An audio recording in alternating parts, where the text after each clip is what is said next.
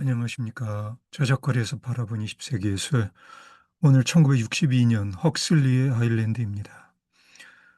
1962년 미군이 월남에서 작전을 개시합니다. 그리고 쿠바를 놓고 미국과 소련이 아주 심각한 위기 상황에 돌입하죠. 그리고 1962년에 최초로 TV 위성 텔스타가 발사됩니다.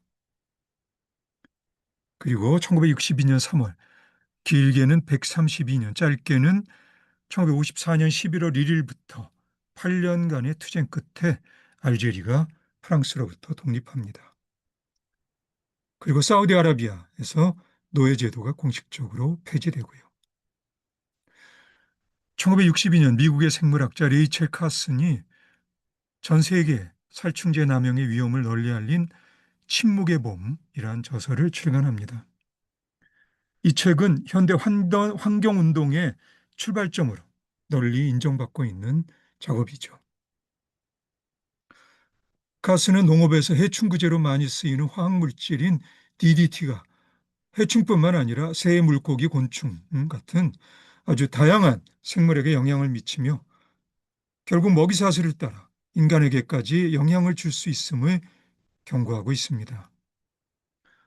따라서 복잡한 상호작용을 통해 유지되는 생태계를 고려하면 단기적인 해충 박멸이 아닌 장기적인 생태 균형의 중요함을 그녀는 강조하죠.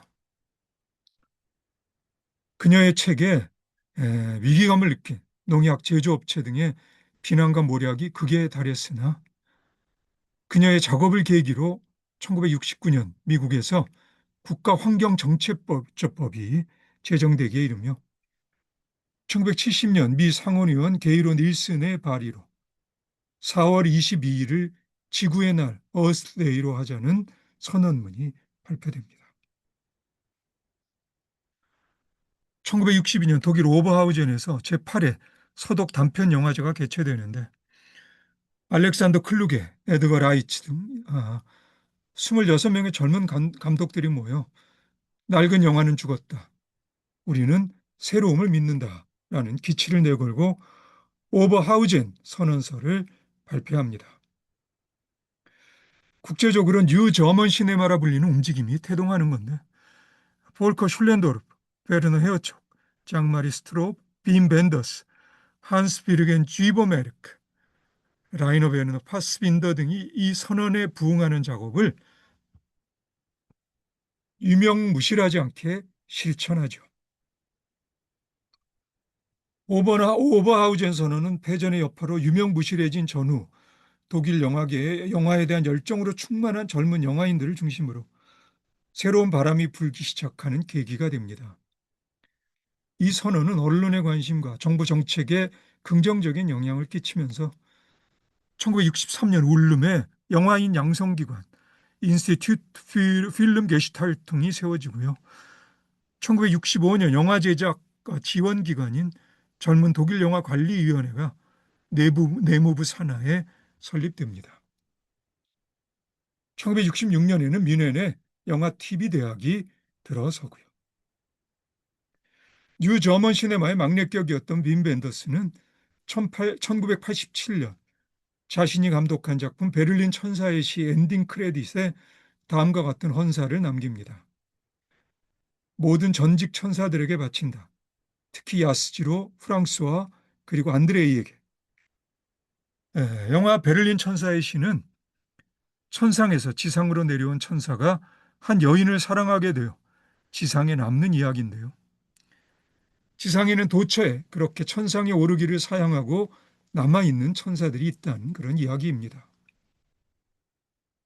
이처럼 천상에 오르는 대신 지상에 남았던 전직 천사들이었던 오지 야스지로, 프랑스와 트리포, 안드레이 타르코프스키는 모두 일본과 프랑스 그리고 소련에서 전후 새로운 영화를 주도했던 감독들이었죠.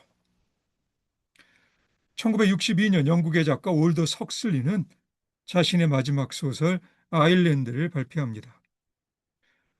헉슬리가 1932년에 발표한 멋진 신세계는 작가로서 헉슬리가 씨름하던 편의주의적 물질 문명의 규격화에 대한 반작용으로 인간의 정신적 진화와 그 양상에 대한 출발점과 같은 소설입니다. 그의 마지막 소설 아일랜드는 그 귀결점인 셈이었겠고요. 헉슬리의 작품들에 일관된 주제의식을 한마디로 하면 감각적 욕망과 세속적 가치에 물들은 저작거리 보통 사람들의 소란스럽고 번다한 정신적 상태를 고양된 정신적 힘으로 승화시킬 수 있는 초월적인 방편을 추구함입니다. 헉슬리는 10대 어머니를 여의고 시력에도 심각한 손상을 입게 되죠. 이러한 삶의 어려움은 그의 내면에서 정신적 차원의 눈이 떠짐으로써 보상받게 됩니다. 헉슬리가 1936년에 출판한 가자에서 눈이 멀어라는 소설은 실제로 10대의 시력에 심각한 손상을 입은 그의 사정을 염두에 두면 헉슬리 자신이 겪어낸 정신적 편력으로 볼 수 있는 작품이기도 합니다. 멋진 신세계는 출생에서 사망에 이르기까지 모든 것이 자동화 생산 라인처럼 일률적으로 계획되고 통제되는 미래의 세상이 배경인 소설이죠. 저작거리 보통 사람들의 소란스럽고 번다한 정신적 상태는 소마라는 만병통치약 같은 합성 물질로 잠재워지게 되고요. 실제로 헉슬리는 메스칼린이나 LSD 같이 환각작용이 있는 화학물질들의 사용에 물론 적절하게 사용됨을 전제로 긍정적인 입장이었다 합니다. 비록 헉슬리가 정신에 미치는 물질의 작용에 긍정적이기는 했으나 정신의 초월적 차원 이동을 위해서는 정신적 차원에서 적절한 조건이 충족되어야 함은 양보할 수 없는 헉슬리의 기본 입장이었다 말할 수 있습니다.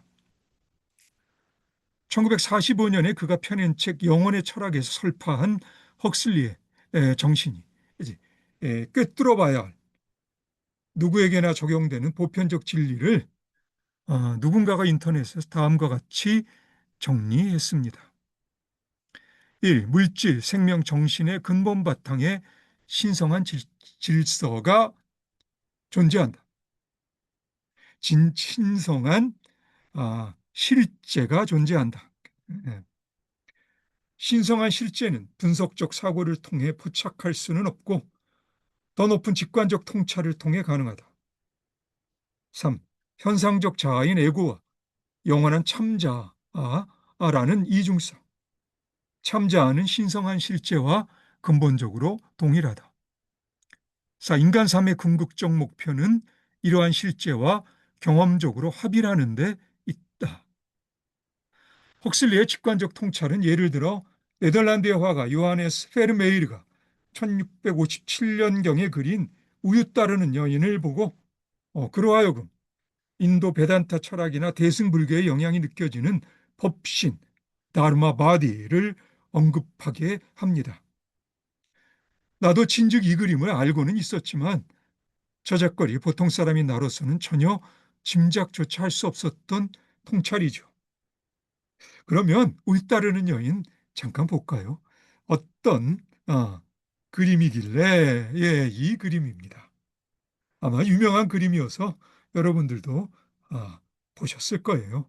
그래서 우유 따르는 이 여인의 초상에서 헉슬리는 다르마 바디, 그러니까 법신을 느꼈다고 합니다. 나로서는 생각하기 어려운 그런 통찰이죠. 예.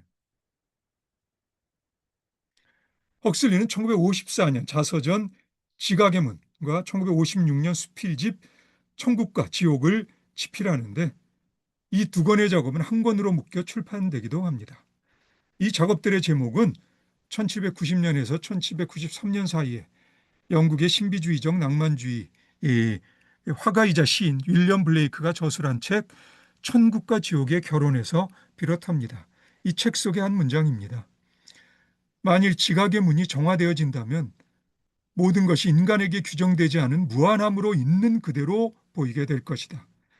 인간이 스스로를 닫아 걸어 모든 것을 자신의 작은 오두막 틈새로만 보려 하기 때문에 세상을 있는 그대로 볼 수 없을 뿐이다. 구조적으로 주어진 조건이 오두막 정도로 작은 저작거리 보통 사람인 나로서는 이런 사유의 노정을 거쳐 1962년 작품 아일랜드에 도착한 헉슬리의 초월적 진리법이 어떤 것인지 궁금한 마음이 들 수밖에 없겠죠. 소설 아일랜드의 중심에는 팔라라는 헉슬리의 유토피아를 상징하는 가상의 섬 왕국이 있습니다. 이 섬은 천연자원을 탐내는 세력들의 위협에 노출되어 결국 팔라는 무자비한 탐욕의 제물이 되며 그렇게 이 소설은 마무리됩니다.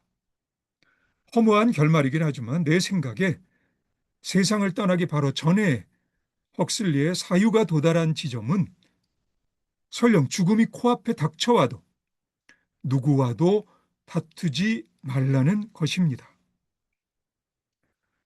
오랫동안 노자의 도덕경을 공부해온 내가 개인적으로 아는 선배에게 도덕경의 진리를 한 문장으로 정리해달라고 부탁한 적이 있었거든요. 근데 그때 그 선배의 대답입니다. 누구와도 다투지 말고 자기 할 수 있는 일만 열심히 하라. 라는 그런 대답이었어요. 그러니까 물처럼 바람처럼 그렇게 살라는 것이 1932년 멋진 신세계에서 출발한 헉슬리가 1962년 삶의 마지막 순간에 도착한 초월적 진리법인 셈입니다. 팔라라는 섬의 주민들은 자신들에게 내외적으로 주어진 구조적인 조건들에 매 순간 항상 깨어 있으려고 합니다. 그리고 이 섬에는요, 항상 매 순간마다 깨어 있어라, 깨어 있어라 하고 그렇게 지저귀는 새들이 있습니다. 섬의 물질적이거나 정신적인 문제들을 주어진 그대로 바라보되 그러한 주어진 현실 넘어 지향해야 할 선한 가치에 대한 흔들림 없는 심지. 이것이 헉슬리가 꿈꿨던 유토피아의 비전이라고 나는 생각합니다. 여기에서 선한 가치라 함은 자신을 포함해 삼라만상 모든 것에 자비와 사랑의 마음을 품는 것입니다. 그러기 위해서는 자신에게 주어진 구조적인 조건들을 짐으로 걸머쥐되 실제로 그 짐을 걸머진 존재는 그 자체로 또 하나의 주어진 조건일 뿐이라는 걸 확실하게 꿰뚫어 알게 되는 존재의 경계 없는 초월성을 성취해야 하겠죠. 저작거리 보통 사람인 나에게 이것은 아득한 도의 경지입니다. 그럼에도 저작거리 보통 사람으로서 이러한 도의 길에 접어들고 싶다면 도의 길을 가리키는 이정표를 따라가야 할 것이겠고요. 헉슬리가 아일랜드라는 작품으로 세운 이정표가 바로 누구와도 다투지 말고 자기 할 수 있는 일만 열심히 하라일 겁니다. 이 길이 워낙 초월적 작용을 필요로 하는 길이라 약물의 도움을 받을 수도 있겠지만 궁극적으로는 약물이라는 조건 또한 초월해야 할 것이겠죠. 내가 듣기에 헉슬리는 암과 투병 중이었던 삶의 마지막 순간에 부인에게 두 차례에 걸쳐 정량을 초월한 LSD 주사를 부탁했다고 합니다. 평생 도라는 북극성을 보고 걸었던 삶의 여정에서 헉슬리가 장애를 초월한 자유와 평안을 얻었기를 진심으로 바랍니다. 예, 그럼 오늘은 여기까지 할까요? 예, 오늘도 수고 많으셨고요. 그럼 우리 다음에 다시 봅시다.